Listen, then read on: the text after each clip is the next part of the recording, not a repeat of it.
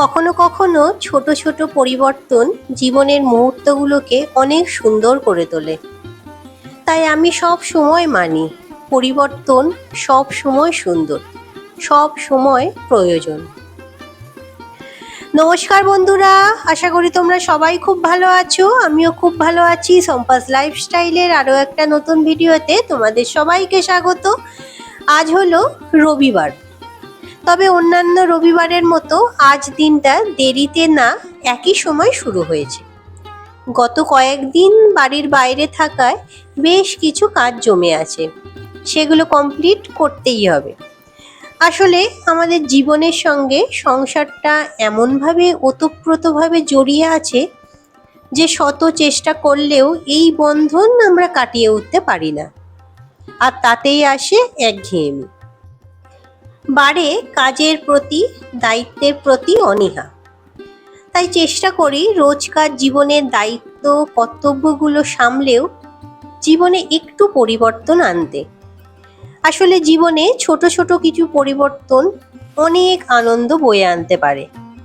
একঘেয়ে কাজগুলো একটু আলাদা পদ্ধতিতে করতে পারলে, একঘেয়ে ঘরের জিনিসপত্র সরানো সম্ভব না হলেও সাজসজ্জায় যদি একটু পরিবর্তন আনা যায়, বা নিত্য নৈমিত্তিক কাজগুলোর সঙ্গে যদি ছোট একটা নতুন কোনো কাজ তার সঙ্গে জোড়া যায়, বা কোনো একটা কাজ তাই থেকে বাদ দেওয়া যায়, তাহলে কিন্তু নতুন একটা ভালো লাগা কাজ করে। বিশেষ করে আমাদের মতো গৃহবধূরা, যাদের জীবন বেশিরভাগ সময়ই এই চার দেয়ালের মধ্যেই আবদ্ধ, বাইরে কখনো সখনো বেরোতে হলেও সংসারের চিন্তা মাথায় নিয়েই বেরোতে হয়, এবং সংসারের কথা ভাবতে ভাবতেই তাড়াহুড়ো করে বাড়ি ফিরতে হয়। তাদের জন্য তো এই পরিবর্তনটা খুবই জরুরি আমার মনে হয়, কারণ বাইরের পৃথিবীর সঙ্গে খুব একটা যোগাযোগ আমাদের মতো গৃহবধূদের হয় না। আজ হলো রবিবার, সপ্তাহের এই একটা দিন রাখি আমি আমার মন ভালো করার জন্য। সারা সপ্তাহের যে বাঁধা ধরা রুটিন, তাতেই নিয়ে আসি একটু পরিবর্তন। ওই যে আগেই বলেছিলাম, সংসারের কাজ থেকে সম্পূর্ণ ছুটি পাওয়া তো সম্ভব নয়, তাই কিছু কাজ বাদ দিয়ে বা দু একটা নতুন কোনো কাজ যোগ করে একটু চেঞ্জ আনার চেষ্টা করি। রবিবার হলে রান্নাঘরে তো একটু ব্যস্ততা থাকেই। সারা সপ্তাহ রান্না বান্নাটা শর্টকাটে সারলেও রবিবারটা চেষ্টা করি বিভিন্ন পদ একটু রান্না করার। তবে বেশ কয়েকটা রবিবার রান্নাবান্না সেরকম কিছু করাই হচ্ছিল না, নানা কারণে। তাই আজ ভেবেছি বেশ কয়েকটা পদ রান্না করব। আর রান্না করব কি জানো? আজকে করব একটু চিকেন, আর তার সাথে ডাল তরকারি তো করতেই হবে, আর করব একটু আলু ভাজা, একটু পেঁয়াজি আর তেঁতুলের চাটনি। আসলে জানো তো, ফ্রিজে অনেক দিন ধরে একটু তেঁতুলের আচার পড়ে আছে। ঘরেই বানিয়েছিলাম, তবে গুড়ের পরিমাণ একটু কম হয়েছিল। খেতে ভালোই হয়েছিল, কিন্তু আমাদের বাড়িতে চাটনি বা আচার সব কিছুই একটু মিষ্টি খেতেই ওরা অভ্যস্ত, টক বা ঝাল না হলেও চলে। তো তাই আচারটা পড়েই আছে, খুব একটা ব্যবহার করা হয়নি। আসলে এর জন্যই আচারটা এতদিন চললো, না হলে অনেক দিন আগেই শেষ হয়ে যেত। সে যাই হোক, আজ ভেবেছি ওই আচারটাকেই বেশি করে একটু চিনি দিয়ে আর সামান্য একটু জল দিয়ে ফুটিয়ে চাটনি বানিয়ে নেব। তবে রান্নাটা তাড়াতাড়ি শেষ করতে হবে, কারণ বাপের বাড়ি থেকে এসে অনেক জামা কাপড় নোংরা হয়েছিল। কিছুটা উপরে ওয়াশিং মেশিনে দিয়ে এসেছি, আর কিছুটা হাতে করে কাচবো বলে সার্ফের মধ্যে মেখে দিয়ে এসেছি। তো সেগুলো তো কাচতে হবে। রান্না করতে যত দেরি হবে ততই ওদিকে কাজটাও দেরি হয়ে যাবে। আজকে সকালে ব্রেকফাস্টে ভেবেছি একটু পরোটা আর আলুর তরকারি বানাবো। অনেক দিন হয়ে গেল সকালের দিকে পরোটা খুব একটা করা হয় না, তো ভাবলাম আজকে করি। তো রবিবার যেহেতু, প্রথমেই আরম্ভ করেছি জলখাবারের আয়োজন। ওদিকে অবশ্য ভাতটা আগেই বসিয়ে দিয়েছি, তারপরে তরকারিটা বসিয়ে আটাটা মাখবো।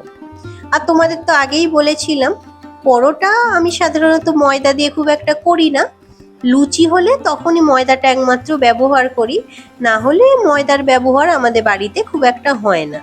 আসলে ময়দাটা খাওয়াটাও তো খুব একটা ভালো নয়, আবার তার উপর যদি তেল দিয়ে ভাজা হয় আরই না খাওয়া ভালো। তাই ময়দাটা একটু অ্যাভয়েড করেই চলি।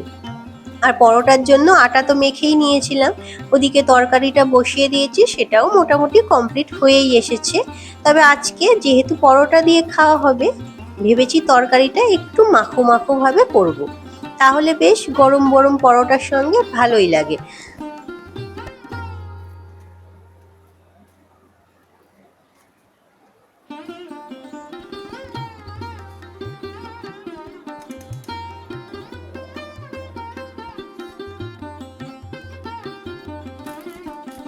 তো পরোটা হয়ে যাওয়ার পর প্রথমেই ভাবলাম পেঁয়াজিটা ভেজে নিই।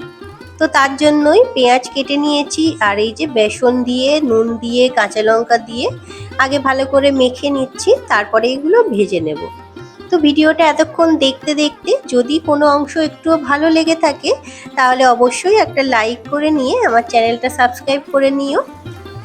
আর যদি এই কাজগুলো তোমরা অলরেডি করেই থাকো তাহলে তোমাদের সকলকে জানাই অনেক অনেক ধন্যবাদ। তোমরা এইভাবেই পাশে থেকো, আমার সাথে থেকো। আর এই যে দেখো এখানে পকোড়াগুলো ভাজতে দিয়ে দিয়েছিলাম, তবে আজকে তো কোনো সবজি কেটে রাখিনি। তোমাদের আগেই বলেছিলাম রবিবারের রান্নার আয়োজন আগের দিনে খুব একটা করা থাকে না, তো তাই এই যে বসে গেছি সবজি নিয়ে। আর বাবি ওখানে বসে বসে দেখছে আমি কি করছি। আসলে ও চেষ্টা করছে জলটা ঘাঁটার জন্য, তাই ওখানে বসেছে। ফ্রিজে কিছুটা বরবটি ছিল রাখা, তো তাই ভাবছি বরবটি আলু দিয়েই একটা তরকারি আজকে বানিয়ে নেব। তো বাবা যেহেতু চিকেন খায় না, তো চিকেন হলে একটা কিছু তরকারি তো করতেই লাগে, আর একটু ডালও করি। তো বরবটি আলু দিয়ে পোস্ত করব একটু। মুসুর ডালটা আগেই বসিয়ে দিয়েছি, আর এখানে সবজি কাটা হয়ে গেলে বরবটির তরকারিটাও বসিয়ে দেব। আর করব কয়েকটা সরু সরু করে আলু ভাজা, আর চাটনিটা আগেই করা হয়ে গেছে। তো এখানে এই যে মাংসের জন্য আলুগুলো কেটে নিচ্ছি। তবে জানো তো আজকে যে কটা আলু ছিল না সবই বেশ ছোট ছোট সাইজের। মাংসে আসলে একটু বড় আলু হলে খেতে ভালো লাগে। তো কি আর করা যাবে, যে কটা আলু ছিল সেগুলোই কেটে নিলাম। তবে যেহেতু চিকেন রান্না হবে তাই আলু খুব একটা বড় না হলেও চলে, প্রেশার কুকারে তো দেয়া হবে না। না হলে ছোট আলু হলে প্রেশার কুকারে মাংস সেদ্ধ হওয়ার আগেই আলু গলে যেত। তো মুরগির মাংস তো কড়াইতেই হয়, তো আলুগুলো আশা করছি গলবে না আজকে। তো এই যে প্রথমে দেখো আলুগুলো ভালো করে ভেজে নিলাম, ভেজে নিয়ে তুলে রেখে তারপরে চিকেনটা কষাতে দেব।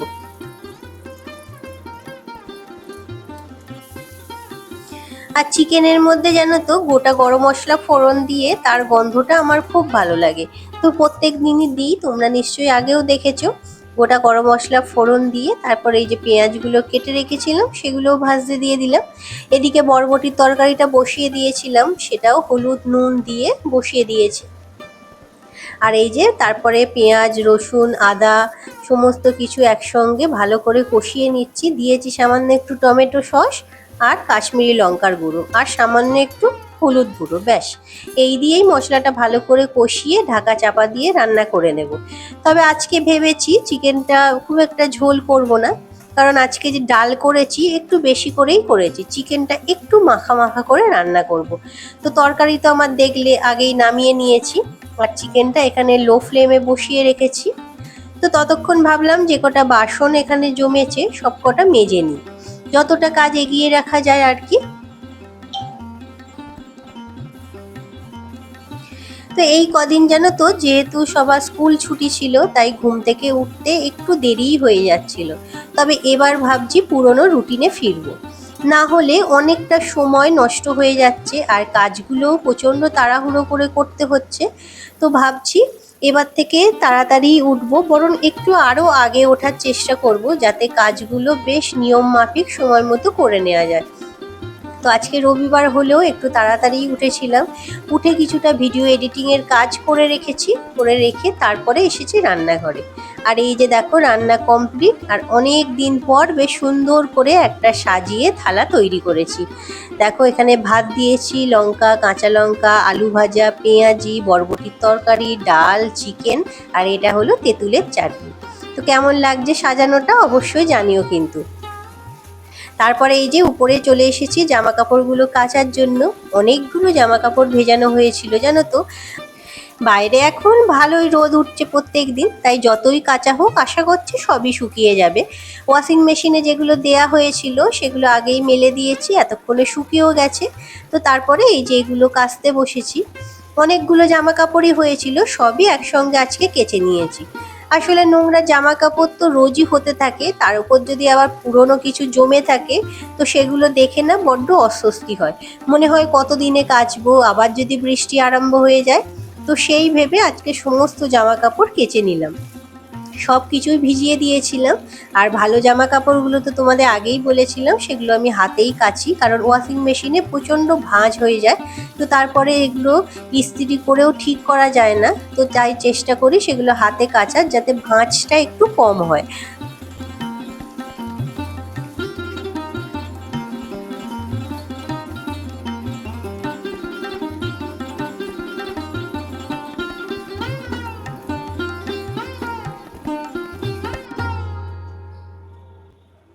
তারপরে এই যে বারান্দায় এসে বাইরের দড়িতে ভিতরের দড়িতে একেবারে ভর্তি করে প্রচুর জামা কাপড় মেলে দিয়েছিলাম। তবে যেহেতু বাইরের রোদটা ভালো আছে, জামা কাপড় কিন্তু সমস্ত শুকিয়ে গিয়েছিল জানো তো। বিকেলের মধ্যেই সমস্ত জামা কাপড় তুলে নিয়েছিলাম।